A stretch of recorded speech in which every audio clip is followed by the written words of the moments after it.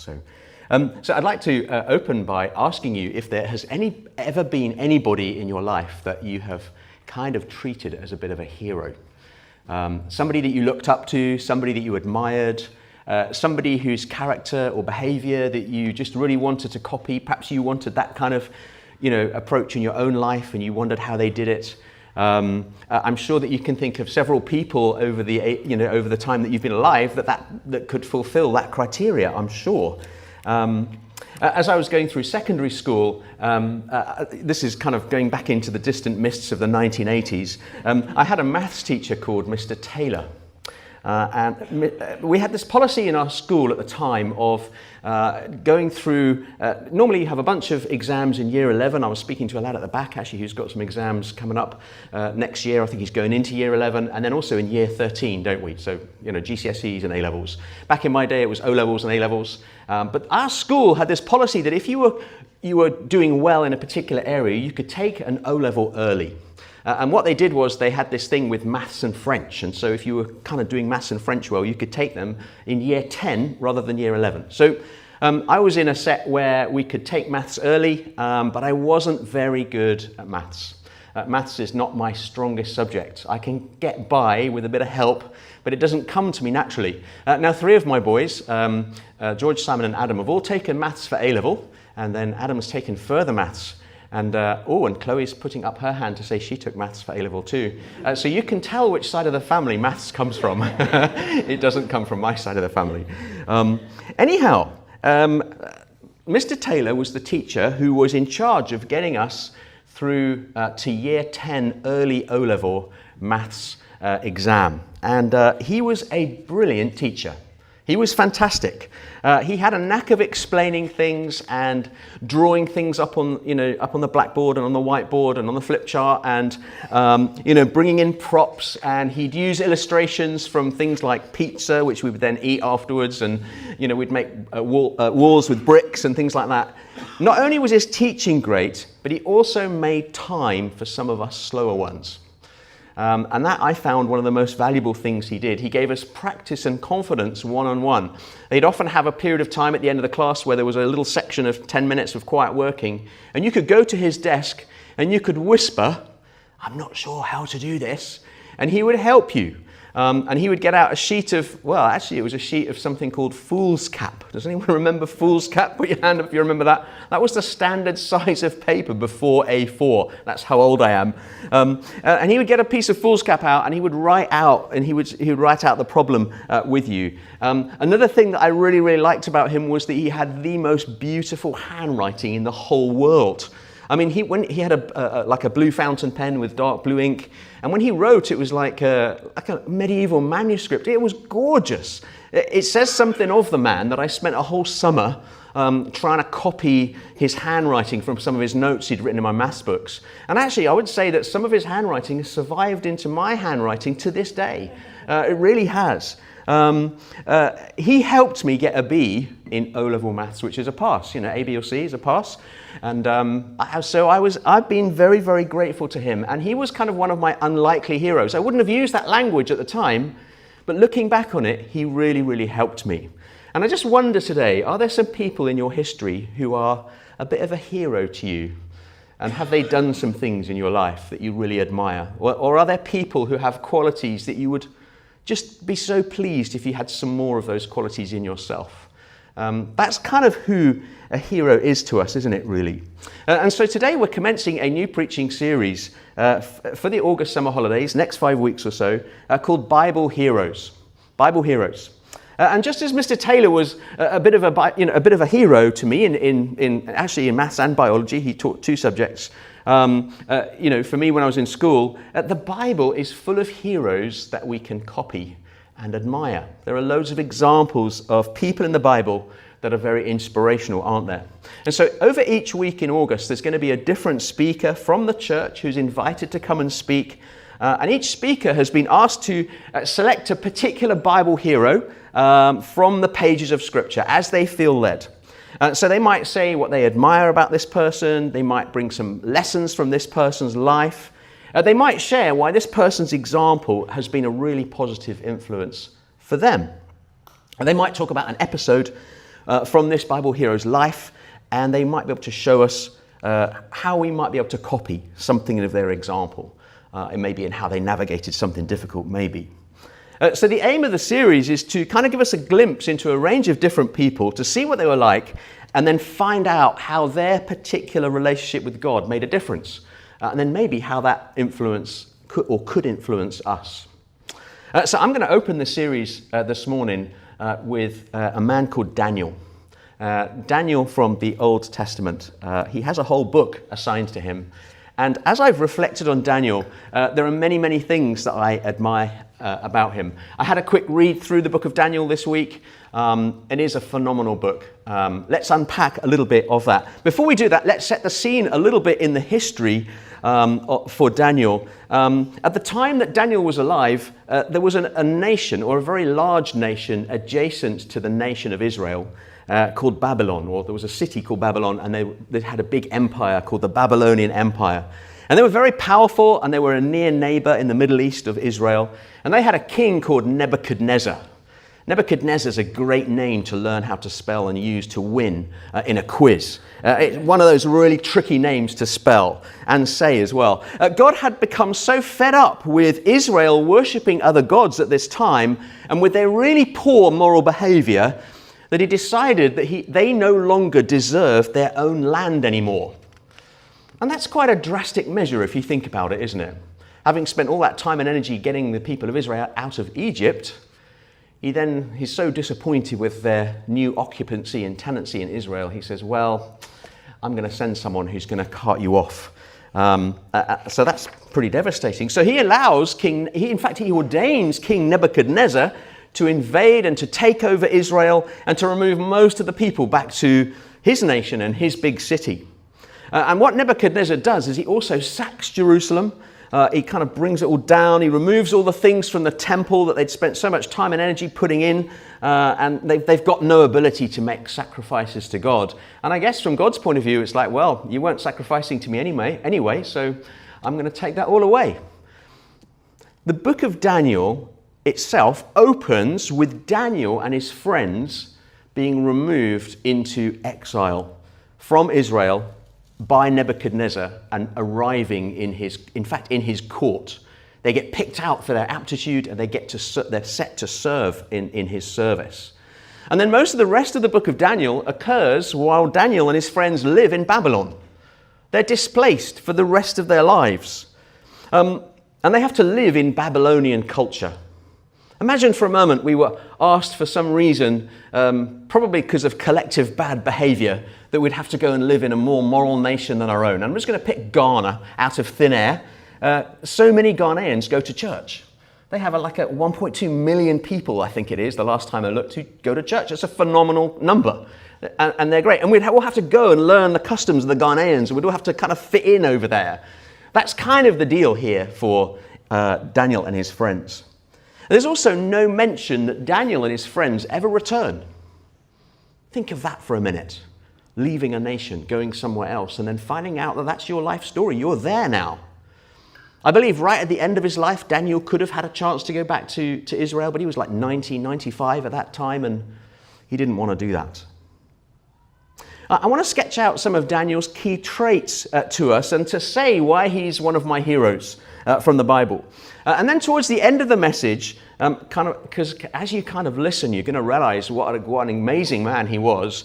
I'm going to try and bring it back to earth and back to reality and back to where we are and pick out something that I think we could copy from Daniel. Because as we go through and hear about Daniel, I personally feel that he's almost in a separate category of discipleship. He's just an amazing guy, and there's a feeling there might be a danger that as we listen to who he is and find out more about him, that he's just so competent and so full of integrity and so full of righteousness and so close to God that we're just like, wow, how can I ever get near that? And I'm going to try and debunk that a bit at the end and give you something that you can take away and work on in a practical way to inch your way to how he was. I've listed these out in our YouVersion notes for you. There's just one heading there with a few sub-bullets, but I'm going to run through these, and you can follow these just by listening or by following in your notes there. But it says, the first thing I want to say is that Daniel took his faith in God with him into exile. He took his faith with him into exile. He didn't abandon his relationship with God under duress or in a new setting. He pressed into God deeper and deeper, and he relied on God even more strongly in the new alien setting than he did where he was before. And I want to say that if we're displaced or we're not where we think we should be, Daniel's example says that we can have a strong relationship with God no matter where we are or who we are with. Just want to do a quick straw poll, if you don't mind, around the auditorium here. Who here was born in a different nation to the UK? Just pop your hand up for me. Wow, that's lots. It's not quite 50%, but it's a lot of us. And I'm the same. I was born in Zimbabwe. So pop your hands down. Thank you so much. When you move nation and then you live permanently in another nation, you don't do battle. That would be too strong. But I think you navigate some changes that are quite hard and unsettling at times. The weather's different. Culture is different. There are things that you miss from back home. And yes, of course, there are things you like about here. But you're always navigating this slight jarring feeling. I don't know how you might identify with that. But Daniel didn't allow that to become something that upset his relationship with God. He took his relationship with God with him, and his friends did as well. Secondly, Daniel had integrity. One of the standout features of who Daniel was is that we can't find any record of scandal or personal moral failure with Daniel. You can comb through the book of Daniel, but it just isn't there. Now, I'm pretty sure he would have sinned. We know that that's true because the Bible teaches that all have sinned and fall short of the glory of God. Yeah, Romans 3:23. We all know that, right? So there must have been some stuff that he did that wasn't right. But as far as we can see from the biblical record, it wasn't big enough to get a mention. And it doesn't turn into a worked example for us to go, okay, that wasn't great, Daniel. He's got this incredibly high integrity and moral standard. Now, what's interesting is that he does admit to corporate sin in one of his prayers. In Daniel chapter 9, verses 4-5, he says this, he prays this, I prayed to the Lord my God and confessed, Lord, the great and awe-inspiring God who keeps his gracious covenant with those who love him and keep his commands, we have sinned, done wrong, acted wickedly, rebelled and turned away from your commands and your ordinances. So what he does is Daniel does this thing where he doesn't confess to a personal sin, but he kind of confesses on behalf of the nation or on behalf of a group of people. And whenever you feel yourself being prompted in that way to confess in that way, you're acting in quite a priestly manner. You're not necessarily saying that you've done it yourself, but you're including yourself in a group of people who have a tendency to sin. And that's spiritually a pretty wise thing to do, to admit that. So he does pray that. And what we see with so many other Bible characters is that they do well, but they have a problem, or that they're outstanding in one area, but they struggle in another area. Daniel's issues or struggles that might have led him to sin are not mentioned, and that's testimony to his great integrity. In his life, people came at him, against him, on all sorts of bases, but they couldn't find stuff against him. In fact, that's part of one of his stories. A group of people try and come against him, but they can't find anything. And God honors him in that process. And I want to ask us gently, in a gentle challenge today, if your life got high scrutiny from Banbury Mail, or there was some sort of investigation in your workplace or whatever, would you come out strongly because there's nothing on you? Because in a way, that's the standard you need to have for your life. And I want to encourage you to pay attention to those little pockets where we kind of, I'm going to just compromise slightly there, or I'm going to just fiddle that tax return, or I'm just going to take this home, or whatever those things are. And I'm not saying any of us do that, but let's watch ourselves. Let's have high integrity around all the things we do on the basis that one day it might get scrutiny. So Daniel had tremendous integrity. Thirdly, Daniel had principles. He had really strong principles. He was someone who was able to know from God what to affirm and what to resist from the alien culture that he found himself in. That's a great skill to have, isn't it? Imagine just knowing from God, I can applaud this thing on the TV, and on this program, I'm turning it off. And just knowing that straight from God. Now, we tend to get that from the body of the church and from the wisdom around us and from our own prayers, of course, and our own conscience. But he had it in spades. He was really strong at that. He was willing to accept a new name, a new language, learn about all the customs of the Babylonians, but he was also able to say, no, I'm not going to have your foods, O king. I mean, that's a pretty high-risk strategy right there. You're being invited to eat from the king's table, and you say, nah, I'm going to eat vegetables, thanks. And I mean, that could be perceived as an insult. It really could. And he manages to negotiate with the chief steward that he can do that. But he's got principles, and I like that. There were certain things he was absolutely not willing to give up on. Like he wasn't willing to start praying to this statue, and he was going to carry on praying to God. And all the satraps and advisors and whoever, in Daniel chapter 6, I think it is, come and catch him out. And he is praying to God, of course, but that's one of his principles. Daniel continued his daily practice of prayer despite being ordered not to, and he ends up in the lion's den for it. And I want to ask us today, are there a few things that we're going to take a stand on for God? Could we end up in a lion's den because of our stand for God? Because sometimes in life we have to make a decision about, are we going to please God or are we going to please people? Because they don't always match, do they? And I just applaud anyone in here who's going through a season of perhaps, no, I'm pleasing God right now, and I need to do that. Now that comes with wisdom. Sometimes we think we're pleasing God and we're just not being wise about how we are with people. But occasionally pressure comes and we have to say, no, I've got some principles and they're godly ones. Daniel had those. Daniel was God's voice into 4 different kingdoms. I don't know if you know this, but he actually ended up being an advisor and a godly voice to 4 separate kings out in that part of the world, in the Middle East there. I think it was Mesopotamia area. He was kind of carted off by King Nebuchadnezzar first, and then he was around during Belshazzar's rule, and then Darius, and then Cyrus. And these kings were from 3 different sort of world superpowers of the day. Nebuchadnezzar and Belshazzar were Babylonians, and then Darius was a Mede, and then Cyrus was a Persian. And I find it pretty amazing that someone who was not officially leading the culture as the top ruler lasted as long and had so much influence as Daniel. Because he wasn't the top guy, and yet he was this residual, moral, godly backbone through everything. And he kind of couldn't be dislodged because of that righteousness. And I admire that so much. That's why he's one of my heroes. This would be a bit like an MP today in our parliament who has such strong influence that you can have 3 or 4 or 5, prime ministers running things, but this person is really running things because they're kind of calling out what's right and wrong behind the scenes. This is who Daniel would have been. God continually revealed things to leaders through Daniel in some absolutely amazing ways. Daniel reveals, he shows Nebuchadnezzar that he would become, well, I think it's mentally ill for 7 years. I mean, it's described in some quite strange language in Daniel 3 and 4, I think it is, maybe Daniel 5.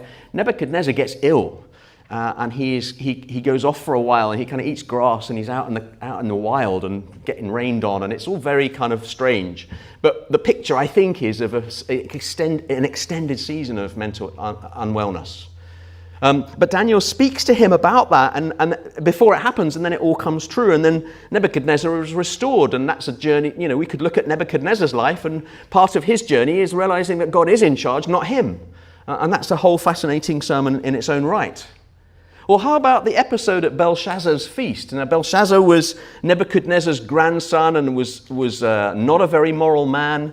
And they're having a feast with 1,000 nobles and drinking wine out of God's sacrificial items from the temple in Jerusalem. And it's all very sacrilegious. And suddenly, like a hand appears on the wall and starts writing. And they call for Daniel. And Daniel's able to give an interpretation. And the interpretation's not a rosy one. It is not a good picture. And he has to say it there and then, which is that the king is going to be removed. And that night, the king is removed. I mean, that's quite a staggering thing. Daniel heard from God and could interpret dreams. He was someone who understood what God was saying and could interpret dreams. King Nebuchadnezzar has a dream of an enormous statue made of different materials. There's a head of gold, a chest and arms of silver, a stomach and thighs of bronze, and then feet which are part iron and part clay. This is the dream that Jay read for us. And Nebuchadnezzar's pretty astute. Have you spotted the fact that he wants to know that they've got it right? And so he asks not just for the interpretation, but the content of the dream itself. I'm thinking that's quite a smart leader, because then if the person can guess the content, the interpretation is going to be right as well. And he insists on it, and he wants it, and no one can do it.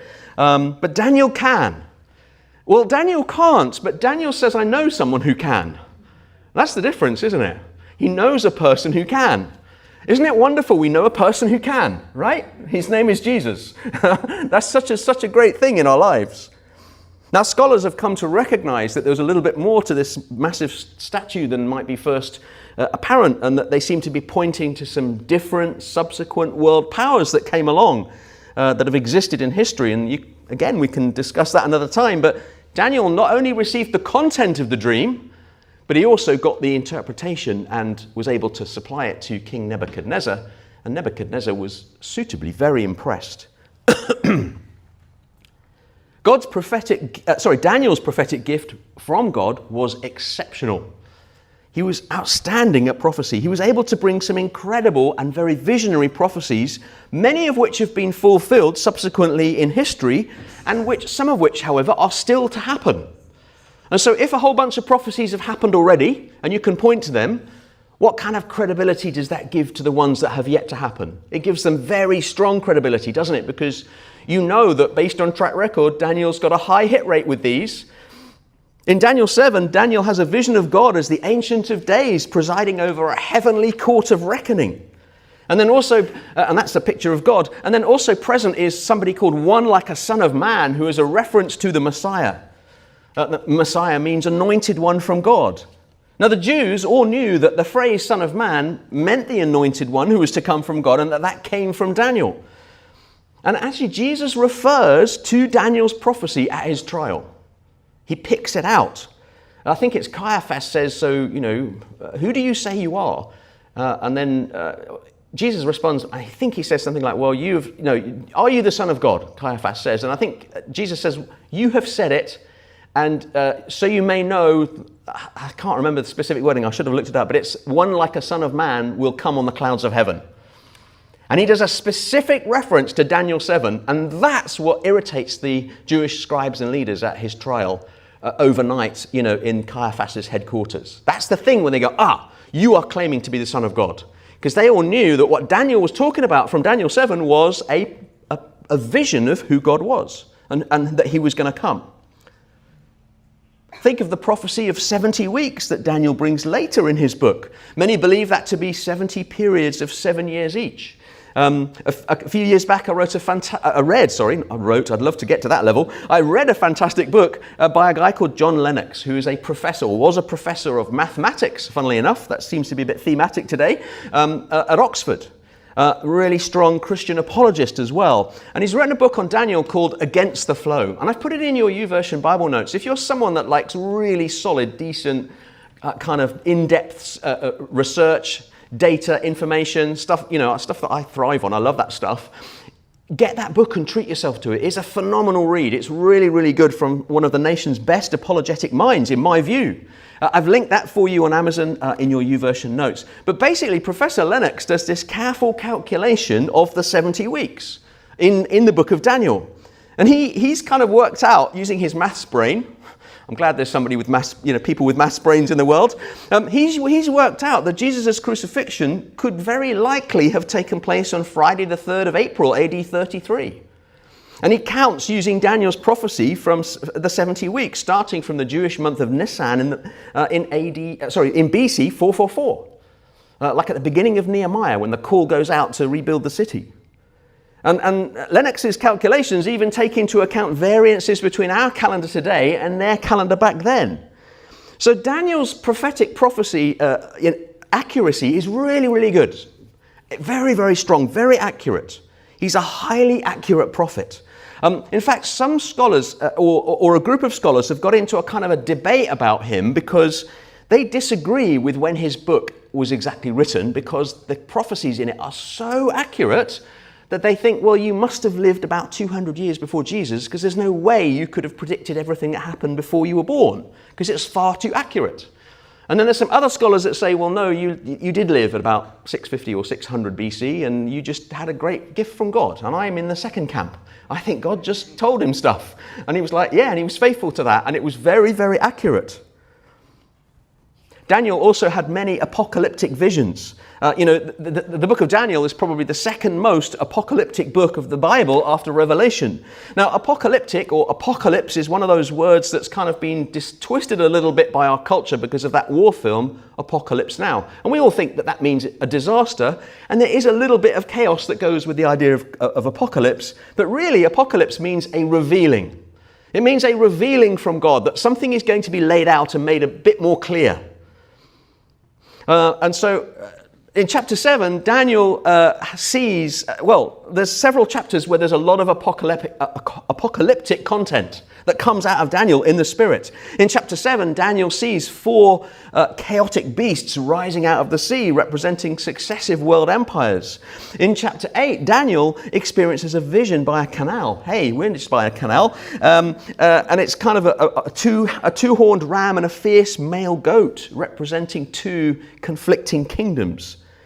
In chapter 9, Daniel receives a revelation from the angel Gabriel, the same angel that visits Mary, by the way, concerning the prophecy of the 70 weeks, which turns out to then be a timeline for the Messiah and for Jerusalem and for the arrival of Jesus. How cool is it that God sends the same angel to talk to the best prophet possibly in the Bible? I'm sorry, Isaiah, but I think Daniel has a slight edge on you accuracy-wise. Well, that's very unfair to Isaiah. Maybe we could do top trumps with those 2 one day. I'm digressing, sorry. But basically, wasn't it amazing that Gabriel comes and speaks to Daniel so long before he then comes and speaks to Mary? How phenomenal is that? You get assigned the same angel because you're the Son of God. I love that. Chapters 10 to 12 of Daniel contain visions of conflicts between the king of the north and the king of the south, and many scholars believe that is a reference to the end times. So Daniel has many apocalyptic visions. And here's the deal as I come into land, okay? How can we ever be like Daniel? I mean, that's a phenomenal story of discipleship right there, isn't it? You're not even in your own culture, and you follow God so closely that you end up being super prophetic and super residual in that foreign culture for a long period of time through 4 different rulers. And your words are superbly accurate. I mean, I just admire that to bits. I just think, wow. How cool is that? That you had all of those interactions with God. And then I'm sitting there in my room back at home in Birmingham, kind of thinking, well, how could I ever be that good? How could I ever be a disciple of that quality? How could I ever hear from God in that way? And I felt God nudge me and say to do this one thing. And I'm going to share this one thing with all of us this morning. Okay? The one thing that I'm going to share is that we wait on God. Get into a room and make an hour or an hour and a half of your time 100% God's. Get rid of your phone, have a hard copy Bible, get a notebook and a pencil, and write down all your thoughts. And your thoughts are going to be lengthy and busy, and it's going to take 40 minutes just to clear all the thoughts out of your head. Might take even longer. In fact, you should sit there until all the thoughts are gone. And they're all written down, because you can come back to them and you'll just begin to get going, and there'll be more. You'll be like, I was just getting going, Lord. Write them down too. Write everything down, get it out of your system, and then sit and wait on the Lord. When is the last time, and this isn't a rebuke, by the way, I'm not into church that tells people off. This is a friendly challenge. When is the last time all of us, myself included, sat and waited on the Lord just to do that? Solely for no other reason. Not to look good, not to put it on our time logging app, not to be able to add notes onto YouVersion, not be able to just quickly send some WhatsApp to friends, not to be able to do a shopping list. Literally, when did we sit and segregate time to the Lord? We just sat and waited on him. It's the most peculiar process, And it feels really alien to our modern day minds to do that. And it's really, really hard, but the rewards are incredible. They are incredible because you get direct revelation from the Lord. He speaks to you, amazingly. He actually says stuff to you. And it can be so exciting. It really can. You get real wisdom from God by waiting on him. And really, in essence, that is what Daniel does. He spends time with God. He waits on the Lord.